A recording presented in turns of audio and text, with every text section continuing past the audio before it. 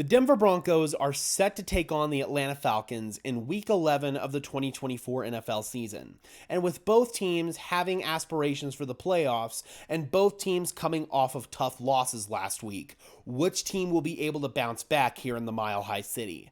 But before we talk about that, guys, I want to shout out the affiliate partner for today's video, Green Gridiron Helmets. Use code DENSYN, DENSYN, link in the description down below for all affiliates to save off your first purchase on NFL team helmets. Again, that is code DENSYN to save off your first purchase from authentic NFL helmets to small replicas just like this one. Thank you so much to Green Gridiron Helmets, and now back to your regularly scheduled content. The Broncos are coming off of one of their most heartbreaking regular season losses in franchise history. They had the Kansas City Chiefs on the ropes. They jumped out to a 14-3 lead. They ended up losing that lead, went down 16-14. They got the ball back on the final drive. Bo Nix drove them right downfield, got them in position to kick a 35-yard field goal. That third down throw that Bo Nix made to Courtland Sutton should have been a highlight reel play for Bo Nix's entire career. It should have been a throw that defined this entire era of Bo Nix's career. And unfortunately, because of a special teams gaffe that we've discussed ad nauseum, we're not going to discuss it again. But unfortunately, because of that gaffe, the Broncos lost that game and now are reeling off of a heartbreaking loss to the Chiefs. As far as the Atlanta Falcons are concerned, they actually are in pretty good position in their division, the NFC South. They've got a 2-game lead over the Buccaneers. They've swept the Buccaneers this year. But last week against the New Orleans Saints, it was not a good outing for them. Offensively, they moved the ball well, but they kind of stalled out on multiple drives. They settled for field goals, and Younghoe Koo, who's normally reliable, was not making those field goals. Additionally, I thought that their defense, which has kind of been up and down to put it nicely this season, had one of those down games. Derek Carr was picking them apart, and of all receivers, Marquez Valdez-Scantling was picking them apart. I don't understand how they were able to have that bad of a performance and still be in pretty good position to win that game. Kirk Cousins threw a pick at the end. It just kind of was a bad day at the offense for the Atlanta Falcons. And now the Denver Broncos are looking to improve to 6-5 on the season, while the Falcons are looking to avoid falling to 6-5 on the season. Before we get into the game preview, if you guys are unfamiliar with these game previews, we look at them mostly from the opponent's side of things, break down how the opponent is going to attack this Broncos team, what their strengths and weaknesses are, and how the Broncos can attack some of those weaknesses. But before we do that, I do want to go over the injury report for both teams, and things are not going to get any easier for the Atlanta Falcons because they are dealing with a bunch of injuries right now. They have got multiple starters out for this game. 8 total players listed as out. Linebacker Troy Anderson, who sees quite a bit of snaps for them. Nickel D. Alford, as well as the backup nickel Antonio Hamilton. Backup linebacker J.D. Bertrand. Defensive lineman Taquan Graham. Starting boundary cornerback Mike Hughes. Defensive lineman James Smith-Williams, who actually leads them in tackles for loss, and then tight end Charlie Warner. They are beat up. And then additionally, edge rusher Lorenzo Carter, who has taken over for Matthew Judon in the starting lineup, and center Drew Dahlman. They are listed as questionable for this game. So the Falcons are in a really tough spot right now. Denver is comparatively healthy, but Josh Reynolds is still not quite ready to go yet. He got a full practice in on Friday. I was thinking that this was finally going to be the week that he returns, but nope. He's not going to play. I don't know if we're going to see him back next week or the week after that. I really can't tell you what the hell is going on with Josh Reynolds right now. It's a tough situation. He obviously underwent a traumatic event there with the situation that he found himself in, and I respect that he needs to mentally get himself right, but it's tough, man, because he got that full practice in and it really looked like he was going to play. But if he needs some more time, then you have no choice but to respect that. Get yourself right mentally, man. That's most important at the end of the day, is getting yourself right mentally.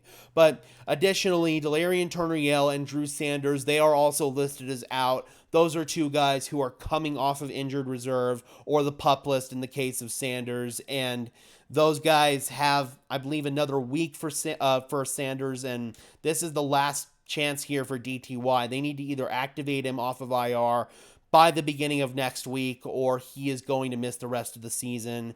And then Brandon Jones, starting safety, he's listed as questionable with an abdominal injury. Hopefully he's able to play, because if not, then Denver might have to trot Devon Key back out there. I'm hoping that's not the case. I'm actually thinking that maybe they could have another plan if Brandon Jones can't play. We'll talk about that a little bit later on in this video when we go over some of the keys to victory. But let's now go ahead and jump into this Falcons team.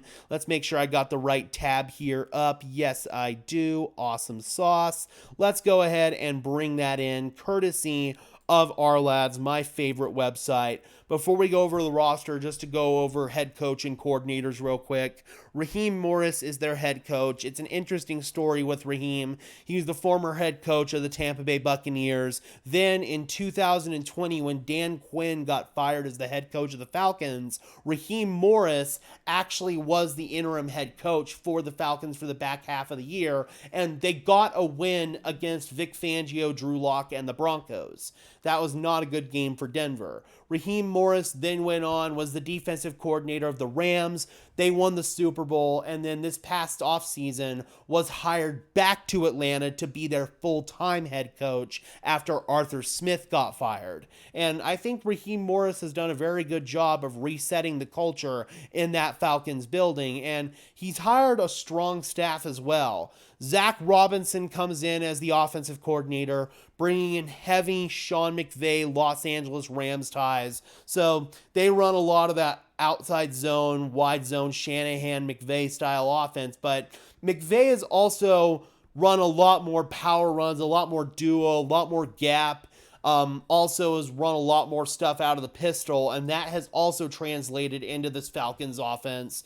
Their defensive coordinator, Jimmy Lake, also coming from the Los Angeles Rams. So they're running a very similar scheme that the Rams have been running defensively for the last several years. And then their special teams coordinator, Marquise Williams, I'm not going to lie, I can't really tell you much about him.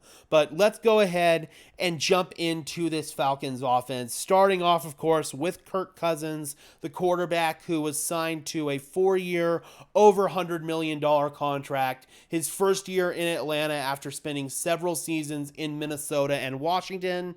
And I think Kirk is having a really strong season coming off of the torn Achilles that ended his final season in Minnesota last year. 68.2% completion, 2,634 yards, 17 touchdowns, 8 interceptions. But this is where things get a little bit interesting. When you look at some of the more advanced stats, 9 big-time throws, which is throws of 20-plus yards downfield, or throws that put you in scoring position, or touchdown throws, to just 16 turnover-worthy plays. So that's not great. This would actually be the first time in Kirk Cousins' starting career that he would have more turnover-worthy plays than big-time throws if this metric were to hold up. So he's not really having a whole lot of explosive plays through the air.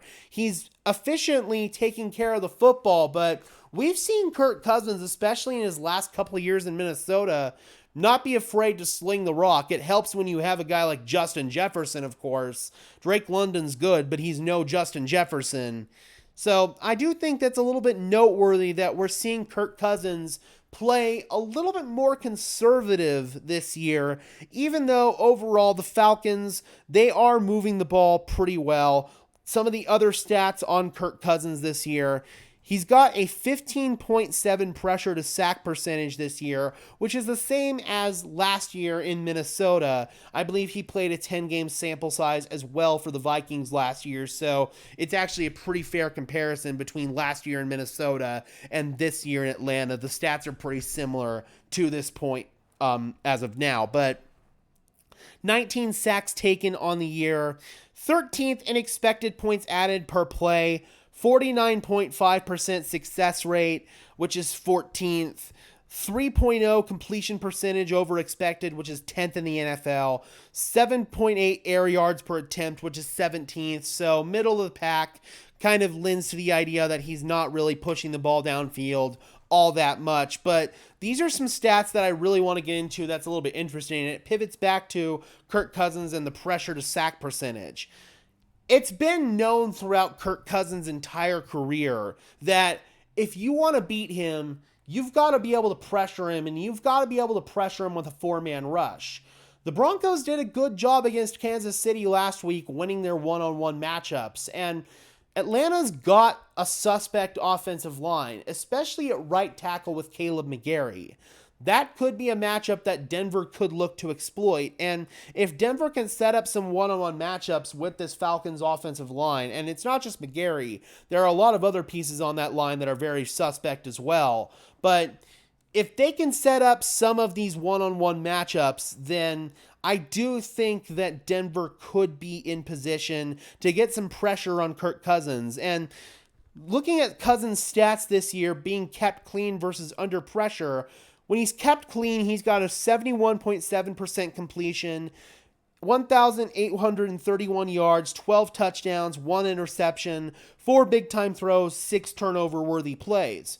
But when he's under pressure, 60% completion, 803 yards, 5 touchdowns, 7 interceptions, 5 big-time throws, 10 turnover-worthy plays.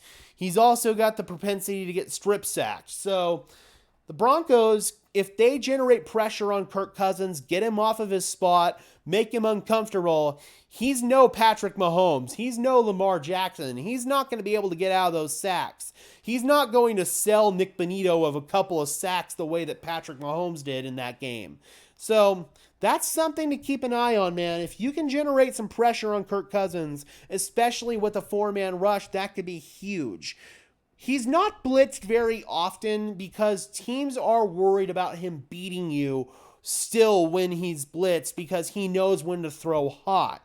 And he is blitzed only 29% of the time in his career. So that does lend to teams just kind of being afraid that Kirk Cousins is going to be able to throw the hot route and beat you with his arm, even though he's basically a statue in the pocket. When he's not blitzed on the season, 70.9% completion, 1,864 yards, 14 touchdowns, 7 interceptions, 6 big-time throws, 13 turnover-worthy plays. Kirk's putting the ball in harm's way quite a bit, actually. But when he is blitzed, 61.6% completion, 770 yards, 3 touchdowns, 1 pick, 3 big-time throws, 3 turnover-worthy plays. 14 of his sacks this year came when he was not blitzed, so when teams were rushing 4 or less players. 5 when they were blitzed, so 5 or more players. Denver's got to be able to win their one-on-one matchups if they do want to beat Kirk Cousins. Moving into this Falcons receiving core here, their leading receiver on the season in terms of volume is not Drake London. It's actually Darnell Mooney, who signed as a free agent from the Chicago Bears. 46 catches, 684 yards, 5 touchdowns, 16 big plays through the air from Darnell Mooney. He is the guy that if you want a 20-plus yard passing play, you're going to be targeting Darnell Mooney. The Broncos need to keep an eye on him. Otherwise, he's going to torch you downfield. You've got Drake London as your slot guy, 58 catches, 648 yards, 6 touchdowns, 3 big plays. So Drake London is still playing really well, but it kind of feels like he's getting outshined a little bit this year because of Darnell Mooney coming in and really lighting things up and having the best season of his career. You've also got Ray McCloud as well. He's a speed merchant, the former Pittsburgh Steeler, former San Francisco 49er.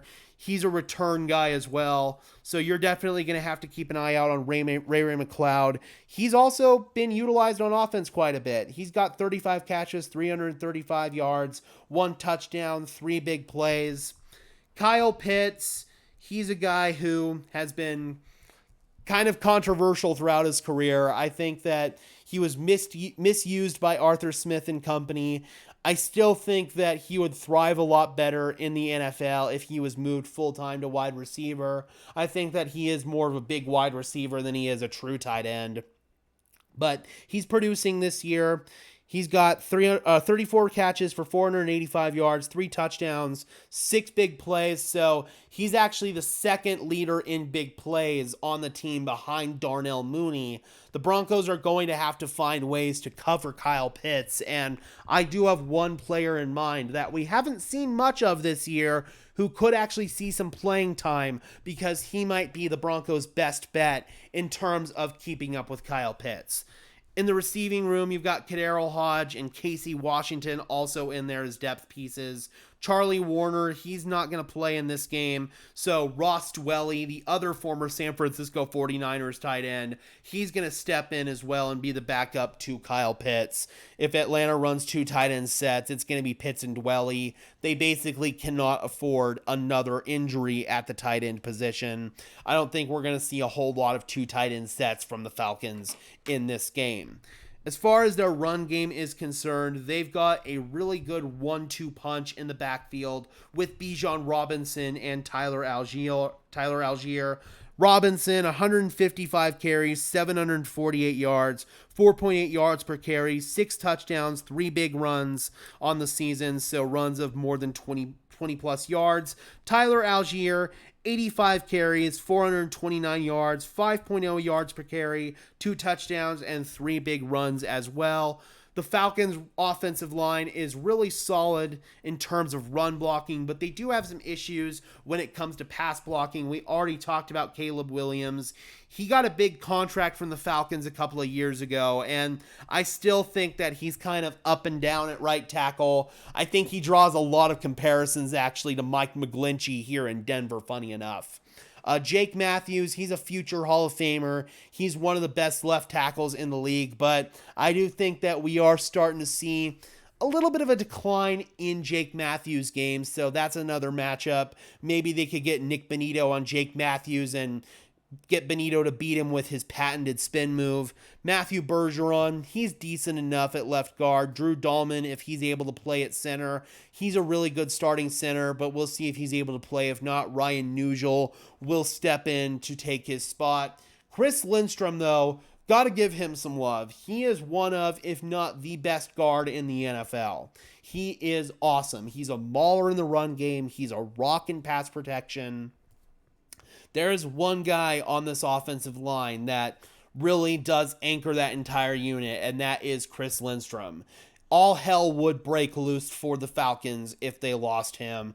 Got to give Chris Lindstrom some love there. As far as depth pieces on the offensive line, former Bronco Elijah Wilkinson actually makes his return to Denver in this game. Brandon Parker, the former Raider. Storm Norton, the former Charger. We talked about Ryan Nugel a little bit. So that's kind of what the Falcons' offensive line is looking like. Moving into the defense for the Atlanta Falcons.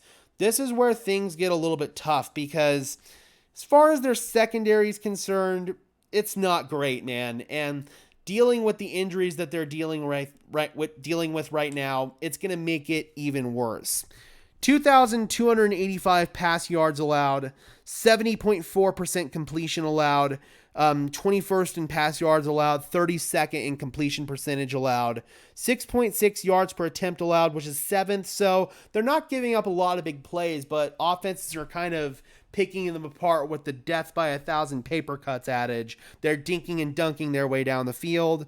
17 passing touchdowns allowed, which is tied for 6th, so they are a little bit more stout in the red zone. 7 interceptions, which is middle of the pack in the NFL. It's actually the same as the Denver Broncos.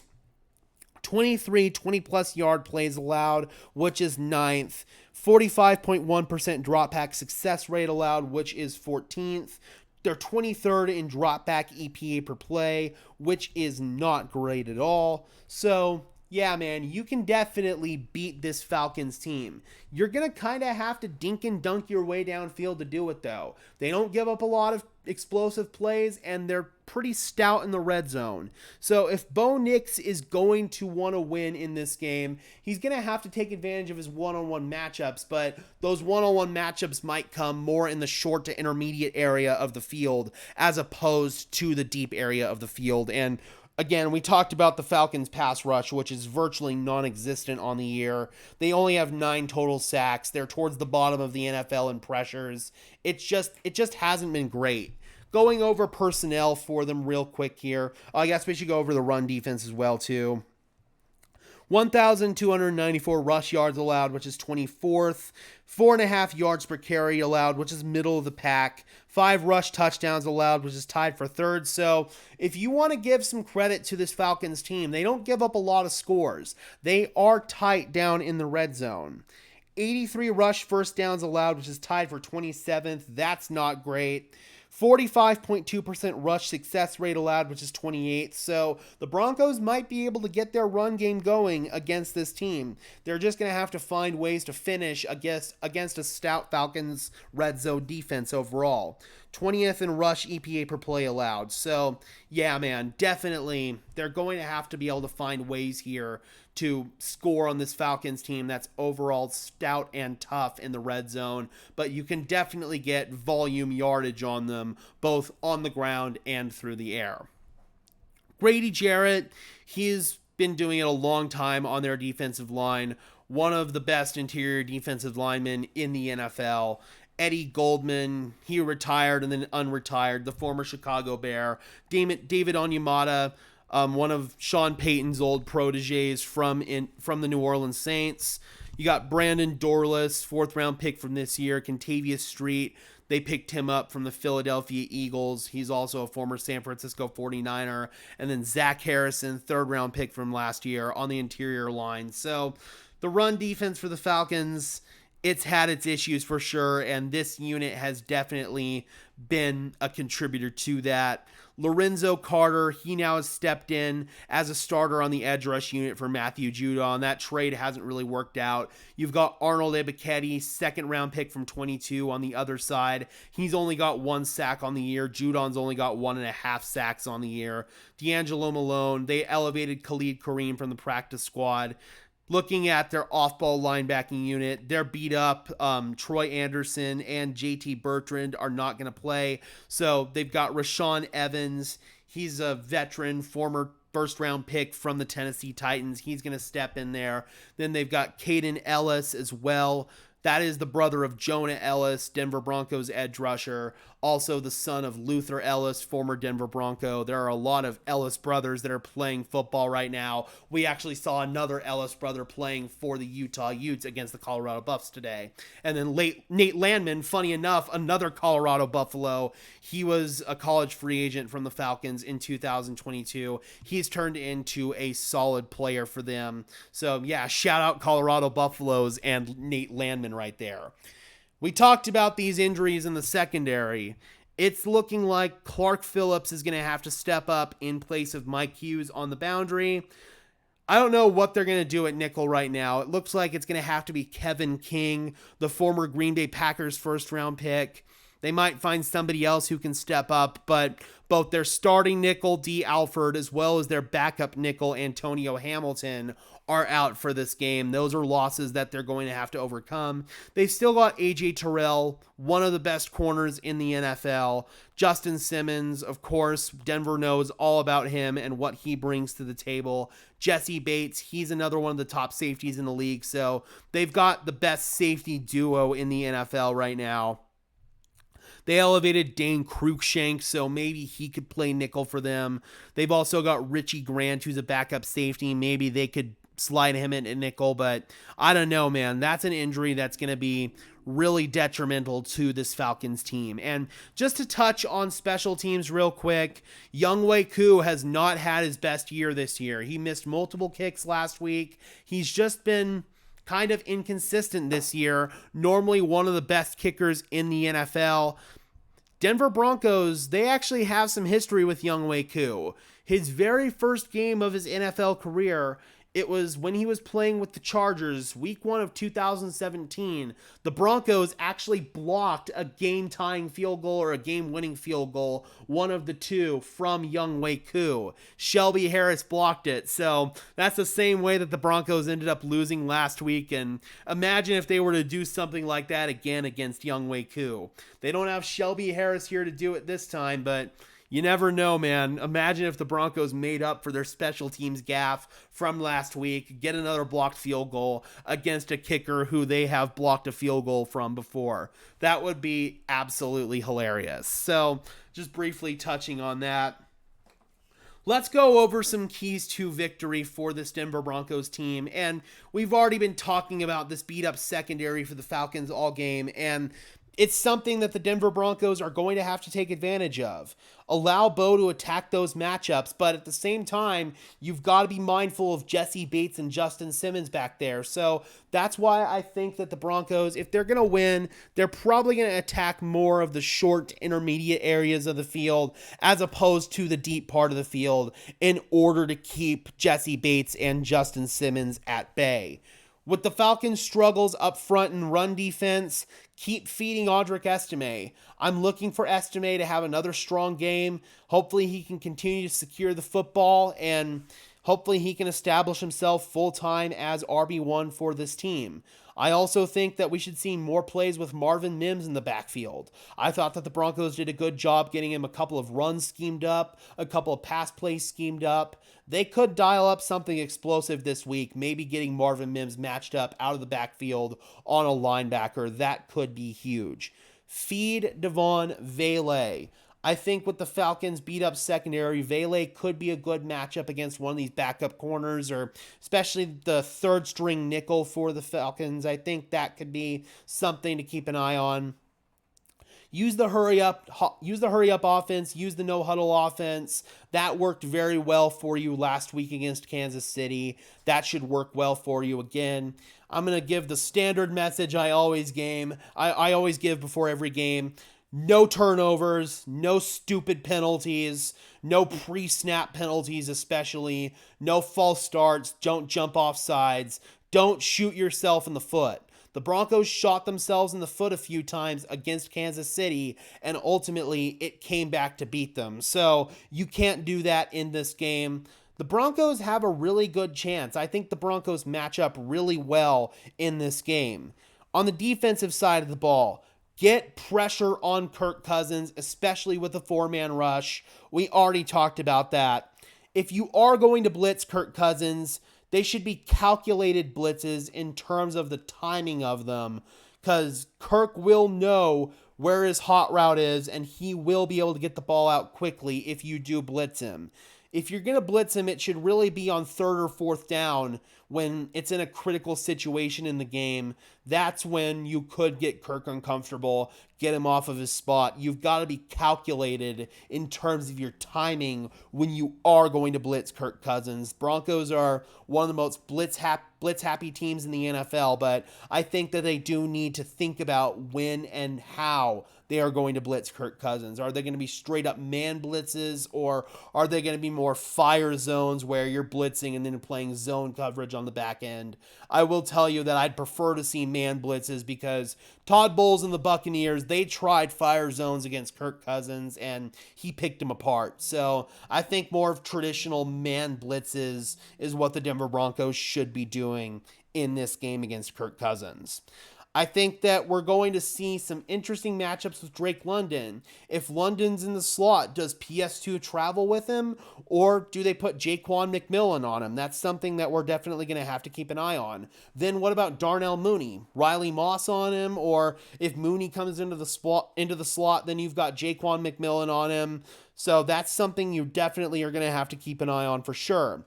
The player that I was talking about earlier who could see some playing time on defense for the first time this year that could potentially help the Broncos beat Kyle Pitts is JL Skinner.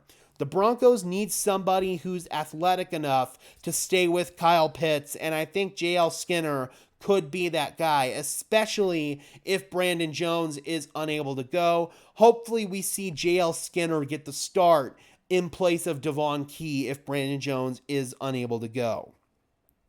You've got to be able to stop this Falcons run game. You've got to be able to stop Bijan Robinson and Tyler Algier. And the best way to do that, load the box, play tight coverage, stay tight to the line, keep bodies down there in order to stop the run.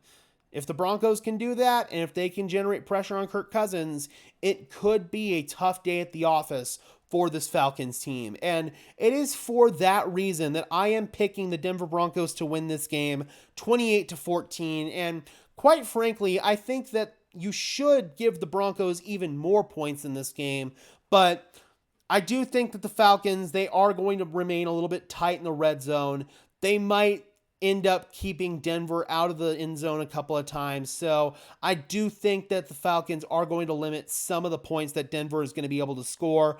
But I think Denver is also going to be able to limit the points that Atlanta is going to score. And it is for that reason that I am going to pick the Broncos. I think it's going to be a tough day at the office for Kirk Cousins and company. This Broncos defense matches up so well against what the Falcons do well and against what Kirk Cousins does well that this just feels like a game that Denver really should win on paper.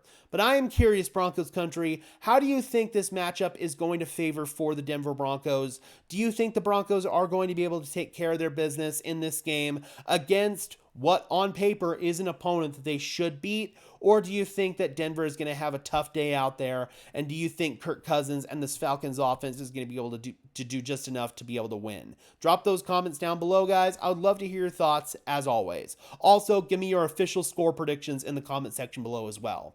Be sure to leave a like on this video as well as subscribe and ring the bell so these videos appear in your notification feed. I would really appreciate it, guys. Those are both free and easy ways to show your support. Helps tell YouTube's algorithm to push us out, and it helps us get seen by more and more members of Broncos country just like you and me. And until next time, guys, I'm your host, Gage Madrid, saying peace out.